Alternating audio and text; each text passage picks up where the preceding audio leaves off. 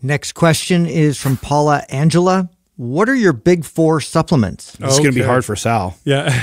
narrow down to 4. Can we make it big 20? This could be an hour conversation. No, you know, right? I'll tell you what. So here's the criteria that I would say for big 4. These are the supplements that most people would benefit from. So that's where I would say that because I could make the argument that if you supplement for your needs, well, then that's the most important, right? So if you lack vitamin D is going to be in your big 4. If you lack, magnesium is in your big 4. So I'm going to speak more generally to what most people will benefit from. And one of the number 1 supplements is going to be creatine. Creatine is beneficial not just for strength and performance. It's also beneficial for health, heart health, brain health, mitochondrial health. You're starting to see it now in wellness supplements. You're starting to see now that they're trying to supplement elderly with creatine because it prevents muscle wasting and improves cognitive function. So creatine has got to be one of those supplements, and it is. It's one of those supplements I recommend to everybody. Now, I don't recommend the same dose for everybody. I think if you have a lot of muscle mass, you're taking closer to 5 grams a day. If you're my aunt and you don't really lift weights that much or even work out that much, then I'm telling you to take like 1 or 2 grams a day. But creatine's got to be one of the tops. So that's I have 3 right away. So for me, it's a protein powder, creatine, and vitamin D are the 3 that I most consistently use. And you make the point of if you're lacking in that, obviously for whoever it is that. But I would make the case that what I thought I saw a survey or study on the percentage of people that lack vitamin D. It's over 50%. Yeah, it's a lot. Yeah, so I mean that's going to be most people, right? So supplement, but of course, find out if you are.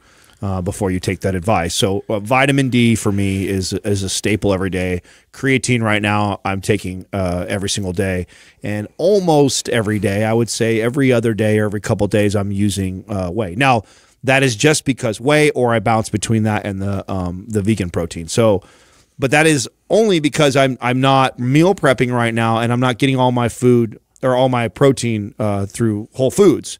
When I'm really, really good, I actually don't use protein powder that often, but it's just I haven't been prepping like I used to prep. Yeah, to the vitamin D, trip off this, right? So I've been supplementing with between 5,000 to 10,000 IUs of vitamin D a day for a while.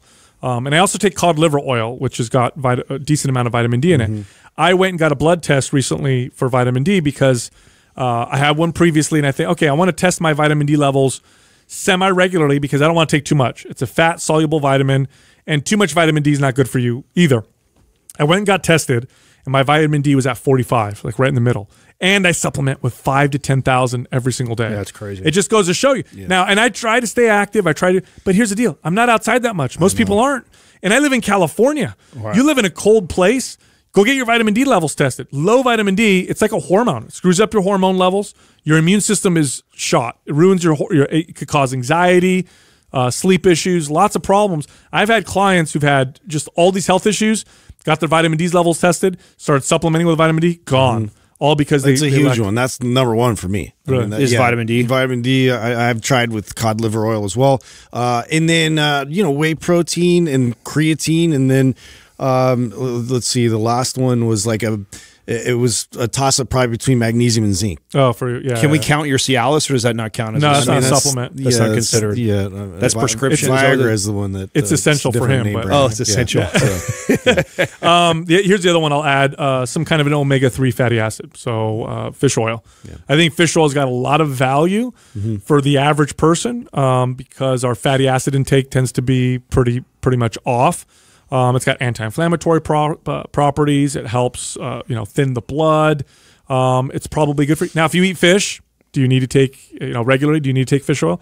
Probably not. Do you know by chance? So I used to have a rule for how I would take my fish oil, and that was if I didn't get fish 2 to 3 times in the week, I would take fish oil.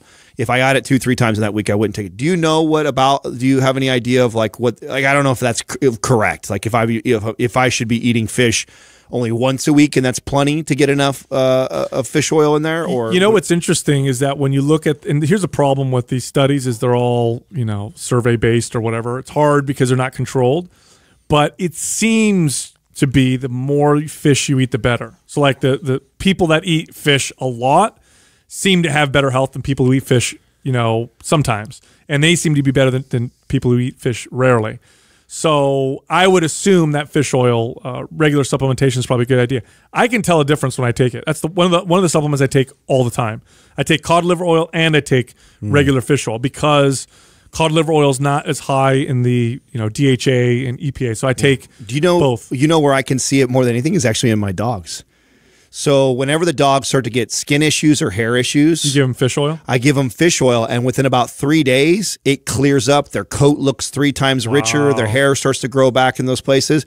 So, and it's quick. So I notice it a lot faster than myself. Like for me, it's hard to tell if I'm like, oh, do I feel better? Do I notice those things? I don't know so much. It's hard. Yeah. But I could definitely see it in the dogs. Like whenever that, because I'm not disciplined enough to give it to them all the time.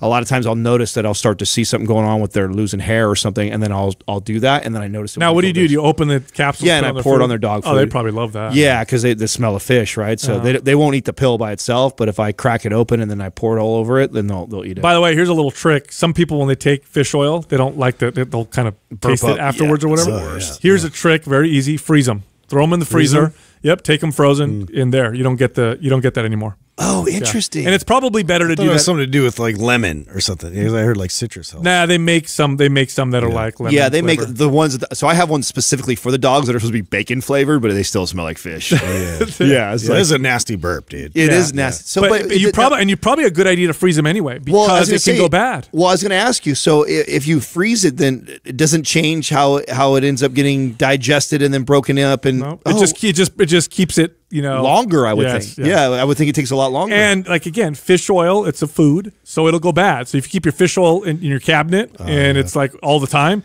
here's a test. Take one of your fish oils, poke it with like a pin or something, smell it. If it smells rancid, yes, then your fish oil's bad, and you got to buy new ones. I wonder how long does it stay good for then? A decent amount of time, but sometimes they'll package them and then have them in storage forever, and then you get them shipped to your house, and then I hadn't even thought of that. And it's one of those supplements too that it stays in my house a lot longer than because I'm not taking it every single day. So you refrigerate them or freeze them. Okay, is something you want to do. Cool. And then I agree with you guys on protein. Higher protein intake, it tends to make people leaner.